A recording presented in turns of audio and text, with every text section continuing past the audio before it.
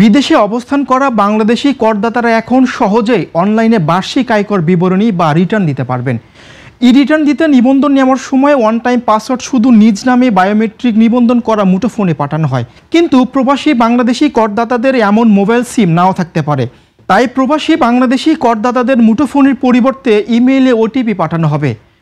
জাতীয় রাজস্ব বোর্ডের তথ্য অনুসারে বিদেশে অবস্থানরত বাংলাদেশি করদাতার পরিচিতি ও অবস্থান নিশ্চিত করার জন্য তার পাসপোর্ট নাম্বার, জাতীয় পরিচয়পত্র নাম্বার, ভিসা সিলের কপি, ইমেইলের ঠিকানা ইত্যাদি ছবি ও তথ্য ereturn@etaxnbr.gov.bd ইমেইলে পাঠিয়ে আবেদন করতে হবে।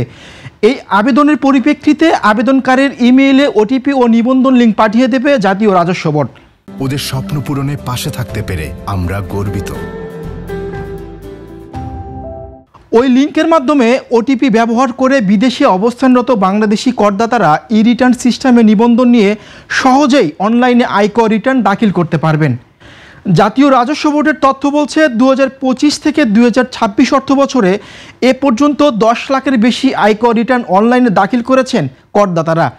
চলতি মৌসুম থেকে 65 বছর বা এর ঊর্ধ্বে বয়সের প্রবীণ করদাতা, শারীরিকভাবে অসমর্থ বা বিশেষ চাহিদা সম্পূর্ণ করদাতা, বিদেশে অবস্থানরত বাংলাদেশি করদাতা ও বাংলাদেশে কর্মরত বিদেশি নাগরিকরা ছাড়া সব ব্যক্তি শ্রেণীর করদাতার অনলাইনে আয়কর রিটার্ন দাখিল বাধ্যতামূলক করা হয়েছে। চাইলে অনলাইনে রিটার্ন দাখিলের বাধ্যবাধকতা থেকে অব্যাহতি দেওয়া করদাতারাও অনলাইনে রিটার্ন দিতে পারবেন।